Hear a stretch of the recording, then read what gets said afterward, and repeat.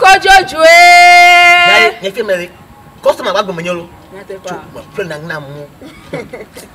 Ya bi o. Na me do achi le fi o. Ah o mi jara Coco le fi ya. Nti me mi fa na fi an me. E je si ga te to John do a. Ya go fuma Coco to ka ta wa fu na yin la. Ah, mi chuna mo le po ka do ya Coco Jojoe.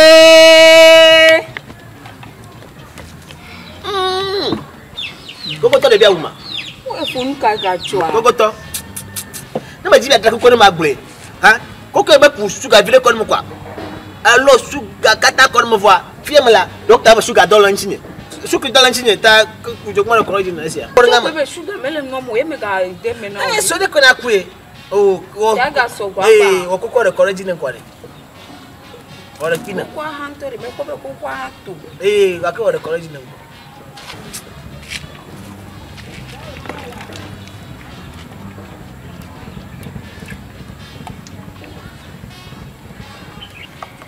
Tadi afuma. Maybe one into.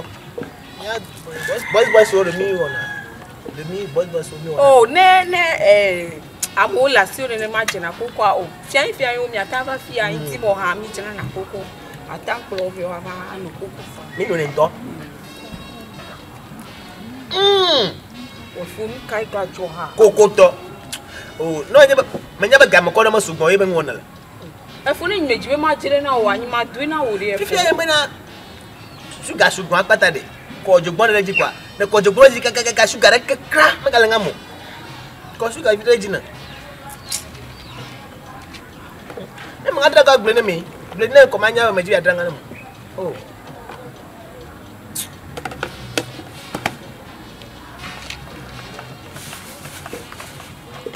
Ta imam go gono ba. Ta no vinye ma mi ba ina ba. O be mi fe mi ba yi. Ka na ka Coco gazeton. Oh. Oh, na ate no mo provene ne ma ya ke gaze ya ka ko mi adodi. Mi adodi. O fun kai ka ga jo. O to na de po. So ke ga ko ma ga sugbon wo de sia de ga sugbon gba n to kra. Mo ngala ko ji.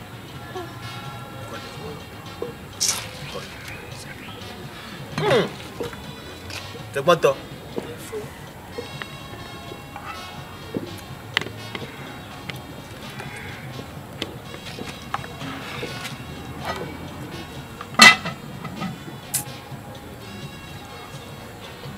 Funde gajua.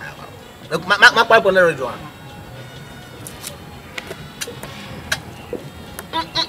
Coco Jojoe lo. Ko jogbo. We kra. Nka jona. Au. Sugar dede. Top de bora corrigine. Corrigine. Mele kude. Jo gwa chi me ko bo wa be to apata ma to chi ya kude. Aso chi bire na ma gbo bulu. Oh, ne ya to chi e me nya le pe. Ya ni to ko be na agbepele na pa. Okay. Nga su bokun we. Chaka ya daga.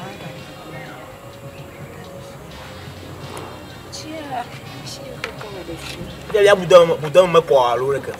Ano budon me ko ndi ya fi kuchia. O ba personal haji ato mi me personal haji o.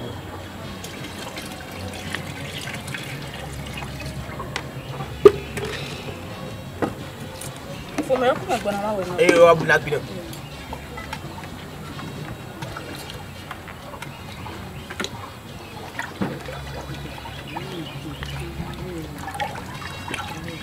Maka ka atonga na la. Sugar nga manto.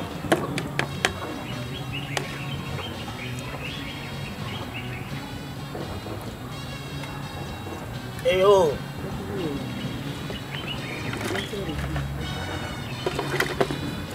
Eh.